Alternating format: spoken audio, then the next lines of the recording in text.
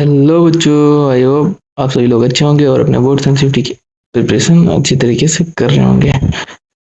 बच्चों class 12th subject history का chapter number 8 है, that is peasants, zamindars and the state. बच्चों इस चैप्टर के मैं टॉप 50 एमसीक्यूज लेकर आए जो कि आपके बोर्ड्स एनसीईआरटी दोनों परीक्षाओं के लिए बहुत ही ज्यादा महत्वपूर्ण है। बच्चों क्वेश्चन 1 है, द टर्म रियायत इन मुगल इंडिया रेफर टू। तो जो रियायत टर्म है मुगल काल में वो किसको बोला जाता था? वो पीजेंट्स को बोला जाता था। क्वेश्चन नंबर 2 है बच्चों, the revenue system of the Mughal empire was known as. तो जो रेवेन्यू सिस्टम था मुगल टाइम के वो किस नाम से जाना जाता था? तो जब्ती नाम से जाना जाता है। क्वेश्चन नंबर 3 है बच्चों, Ain Akbari was compiled by. तो एन अकबरी जो है वो किसके द्वारा कंपाइल की गई? वो अब्दुल फजल के द्वारा बनाई गई है। क्वेश्चन नंबर 4 है, which crop was the most important food crop in Mughal time. तो कौन सी थी वो? जो वो थे राइस। चलिए क्वेश्चन नंबर 5 है, the unit of land measurements used in Akbar's revenue system was. तो कौन सा था? वो था तनाब। क्वेश्चन नंबर 6 है, zamindars in the Mughal system were. तो जमींदार्स जो थे in Mughal system were, okay, तो वो जो इंटरमीडियरीज थे किसके? Between state and peasants. जमींदारों का यही काम ही था। चलिए क्वेश्चन नंबर 7 है, the Mughal land revenue system was primarily based on. तो मोस्टली वो किस चीज पे बेस्ड था? वो था बच्चों measurement of land and crop yields. Question number 8 है, the system of revenue assessments under Raja Todarmal was called. तो किसे क्या बोलते थे हम लोग? वो था दहसाला सिस्टम। क्वेश्चन नंबर 9 है, द वर्ड खुद कस्ता रेफर टू। तो जो खुद कस्ता जो वर्ड है वो किस चीज को रेफर करने के लिए यूज किया जाता था? तो रेसिडेंट कल्टीवेटर्स को बोला जाता था। क्वेश्चन नंबर 10 है, which source provides detail information about Mughal agrarian society. तो कौन सा वर्ड यूज किया जाता है? तो एन ए अकबरी। चलिए क्वेश्चन नंबर 11 की तरफ चलते हैं, who was the finance minister of Akbar who introduce revenue reforms. तो कौन था बच्चों? राजा टोडरमल थे। क्वेश्चन नंबर 12 है, Mughal presents paid revenue mainly इन। तो किस चीज में पे करते थे? वो तो silver coin rupees. Question number 13 है, the largest category among peasants वर। तो कौन सी कैटेगरी थी? वो स्मॉल कल्टीवेटर्स की सबसे ज्यादा थी। क्वेश्चन नंबर 14 है, अ जागीर वास। तो जागीर क्या था? जागीर किस चीज को बोलते थे वो लोग? तो revenue assessment to nobles officers. Okay, nobles या फिर ऑफिसर्स को जो रेवेन्यू मिलता था उसी को जागीर बोलते हैं। चलिए क्वेश्चन नंबर 15 है, which of the following crop were considered as a cash crop during Mughal times. तो किस क्रॉप को कैश क्रॉप भी कंसिडर किया जाता था मुगल के टाइम पे? तो था कॉटन। क्वेश्चन नंबर 16 है, the Mughal ruler collected land revenue firms. तो किन लोगों से कलेक्ट किया करते थे? वो जमींदार एंड पीजेंट्स। क्वेश्चन नंबर 17 है, which Mughal rulers is associated with the maximum expansion of agriculture revenue system। तो कौन था? वो था अकबर। क्वेश्चन नंबर 18 है, the main the main form of taxation in the Mughal empire was। तो कौन सा मेन फॉर्म था? वो था खिराज, दैट इज लैंड रेवेन्यू। चलिए क्वेश्चन नंबर 19 है, the Ain Akbari divided the empire into. तो कितने में? तो 1722 में डिवाइडेड था किया था। क्वेश्चन नंबर 20 है, मुकद्दम इन विलेज वास। तो ये मुकद्दम वर्ड कई बार पूछा जा चुका है आपके सीयूटी में, तो पूछा जाता है बल्कि बोर्ड्स में भी पूछा जा चुका है। तो किस चीज को ये बोलते थे मुकद्दम? तो विलेज हेडमैन को बोलते हैं मुकद्दम। क्वेश्चन नंबर 21 है, which Mughal officer was responsible for revenue collection in a pargana. तो कौन थे? वो तो अमील। क्वेश्चन नंबर 22 है, मलजू मलगुजार रेफर्स टू। तो मलगुजार किसको बोलते हैं? तो जमींदार को बोलते थे। Question number 23, the share of the state in produce under Akbar's dahsala system was about. तो क्या अबाउट है? तो 1/3 है। चलिए क्वेश्चन नंबर 24 है, जमींदार enjoyed which of the following rights. तो जमींदार कौन सा इसमें जो है एंजॉय किया करते थे? वो तो right to collect revenue from peasants. Question number 25 है, the Mughal state classified land into how many categories on the basis of cultivation. तो कितने कैटेगरी में था? टोटल 4 कैटेगरीज में थी। क्वेश्चन नंबर 26 है, पोलाज लैंड मीन। तो पोलाज जो लैंड थी उसका क्या मतलब अर्थ था, क्या बोलते, क्यों बोलते थे? तो वो था land under cultivation annually. Question number 27 है, परोक्ति लैंड परोक्ति है मतलब कोई, आपने ये वर्ड तो अभी कंटेम्प्रेरी वर्ल्ड में भी आजकल के नवाडेज में भी आपने कभी ना कभी सुना ही होगा कि परोक्ति। परोक्ति अगर जो लोग बच्चे विलेज से होंगे उन्होंने शायद ये वर्ड एक दो बार जरूर सुना होगा कि परोक्ति क्या है, कि चीज क्या है, उन लोगों को पता होगा। तो land cultivated once in 2 year को बोलते परोक्ति।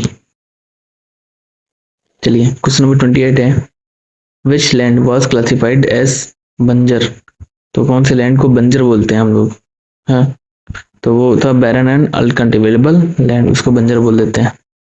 चलिए क्वेश्चन नंबर 29 है, who among the following was not a जमींदार। तो इसमें से कौन सा जमींदार नहीं हुआ करते थे? तो वो थे officials with revenue rights. Okay, please subscribe to our channel MCQ guidance and share also. Question number 30 है, revenue from land was measured in. जो रेवेन्यू मिलता था वो किस चीज में मेजर किया जाता था? Lakh of dams. Okay, question number 31 है, which category of peasants held hereditary rights in land। तो कौन सी कैटेगरी थी वो? तो थी खुद कस्ता। क्वेश्चन नंबर 32 है, पाई खस्ता पीजेंट्स वर। तो पाई खस्ता पीजेंट्स थे वो था वो माइग्रेंट कल्टिवेटर्स। क्वेश्चन नंबर 33 है, the Dahsala system was introduce in which year. तो दहसाला सिस्टम कब इंट्रोड्यूस हुआ? तो 1580 में, दैट इज 1580 में इंट्रोड्यूस हुआ। क्वेश्चन नंबर 34 है, the system of revenue assessment was based on. तो सिस्टम ऑफ रेवेन्यू असेसमेंट किस चीज पे बेस्ड था? वो था average produce of 10 years. Question number 35 है बच्चों, the peasants were also required to perform unpaid labour known as. तो क्या बोलते हैं उसको? तो बच्चों उसको बोल देते हैं बेगर। ओके, मतलब इंग्लिश पहले भी थी बेगर। चलिए क्वेश्चन नंबर 36 है, joke, this is a joke, beggar. Okay, question number 36 है बच्चों, विच of the following was not a cash crop in Mughal India. तो इसमें से कौन सा कैश क्रॉप नहीं था मुगल इंडिया के टाइम पे? तो इंडिगो था, कॉटन तो अभी हम लोग पढ़ के आए कि ये भी था, तंबाकू भी था, but wheat was not an cash crop. Question number 37 है, the peasant could take loan from money lenders who were called bania. Question number 38 है, the Mughal empire derived the largest part of its income from. तो Mughal empire सबसे ज्यादा अपनी income किस चीज से कमाता था? वो था लैंड रेवेन्यू से। क्वेश्चन नंबर 39 है, द जमींदार शेयर्स इन रेवेन्यू वाज। तो जमींदार का जो शेयर था रेवेन्यू में वो मतलब कितना था ये पूछ रहा है, ये मतलब उसने पूछना है। ठीक है, तो 5 से 10% ऑफ द कलेक्टेड अमाउंट, जितना वो अमाउंट कलेक्ट करते थे उसमें से 5 से 10% वो लग पाते थे। The Mughal revenue administration was most advance during the region of. तो किसके रीन में, रीजन नहीं बच्चों, रीन। ओके, किसके काल में, किसके काल में मुगल का revenue administration was most advance, सबसे ज्यादा बढ़िया बन गया था, ये बोलने का अर्थ है। ओके, तो अकबर के टाइम पे। ओके, चलिए क्वेश्चन नंबर 41 है, peasants often revolted in Mughal India because of. तो किस लिए वो लोग रिवोल्ट कर देते थे अधिकतम? तो heavy taxation and exploitation. Okay, question number 42 है, the primary responsibility of zamindars were. तो प्राइमरी रिस्पॉन्सिबिलिटी जमींदारों की क्या थी? वो थी बच्चों to maintain law and order in village.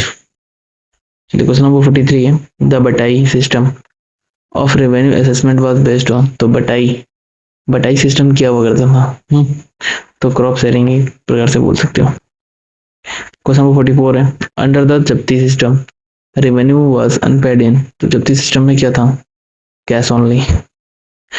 जब्ती सिस्टम में मतलब रेवेन्यू अगर वाज पेड, जब्ती सिस्टम में रेवेन्यू जो मतलब कर्ज जो लिया जाता था, ठीक है, तो किस चीज में? कैश में। ओके, केवल कैश में लिया जाता था। चलिए क्वेश्चन नंबर 45 है, the major problem faced by the peasants in Mughal India was. तो सबसे बड़ी प्रॉब्लम क्या वो लोग फेस करते थे मुगल इंडिया के टाइम पे?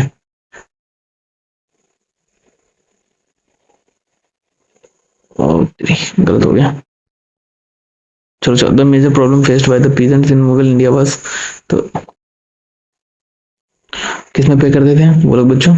तो हाई रेवेन्यू डिमांड में था। The major problem faced by the peasants, अच्छा तो सबसे ज़्यादा प्रॉब्लम पीजेंट्स की क्या फेस करते थे वो, कि रेवेन्यू काफ़ी ज़्यादा था, उन लोगों की डिमांड ज़्यादा थी। ये क्वेश्चन नंबर जो 44 है बच्चों, तो इसका जो करेक्ट आंसर है वो सी हो जाएगा, कैश एंड काइंड में, दोनों में। अंडर द जब्ती सिस्टम रेवेन्यू वाज पेड, तो रेवेन्यू किस चीज़ में पे होगा? तो कैश एंड काइंड दोनों में पे, मतलब काइंड की चलो यार कैश ना देके कुछ उपहार दे देते हैं तो वह भी चलता जाता, ठीक है, ये गलती हो गई थी, okay sorry for that. Question number 46 है बच्चों, मदद ई मास, मदद ई मास ग्रांट रेफर्ड टू, तो किसको ये मिलता था ऐसे बोल सकते हो? तो revenue free land granted to landman, okay option A. Question number 47 है, the rural elite under the Mughal system consisted mainly of, चलिए तो इसका जो करेक्ट आंसर है वो ऑप्शन बी, जमींदार। क्वेश्चन 48 है बच्चों, which ruler abolished the practice of forcible religious tax, that is Jitiya for some time, कुछ कुछ समय के लिए ही ये जो टैक्स है जितिया, जो कि रिलीजियस खास करके था पर्पस के लिए, अगर कोई कोई दरगाह या कहीं पे विजिट करता है तो वहां पे कर लगता था टैक्स, तो ये कुछ टाइम के लिए कौन से राजा ने बंद कर दिया था? तो अकबर ने बंद कर दिया था कुछ टाइम पे। क्वेश्चन 49 है, which European traveller wrote about the condition of peasants under the Mughal, तो मुगल के अंडर में किसने लिखा था? वो फ्रैंकिस बर्नर थे, उन्होंने लिखा था। चलिए कुछ लास्ट क्वेश्चन है, that is 50, the main function of Mughal aggregation system, ठीक है, वाज टू इंश्योर, तो क्या इंश्योर करता है? Stable revenue for the state. Thank you बच्चों देखने के लिए लेक्चर, मिलते हैं नेक्स्ट वीडियो में, तो फिर टाटा बाय बाय, और अपने अपने चैनल का ख्याल रखें, सी यू इन नेक्स्ट वीडियो।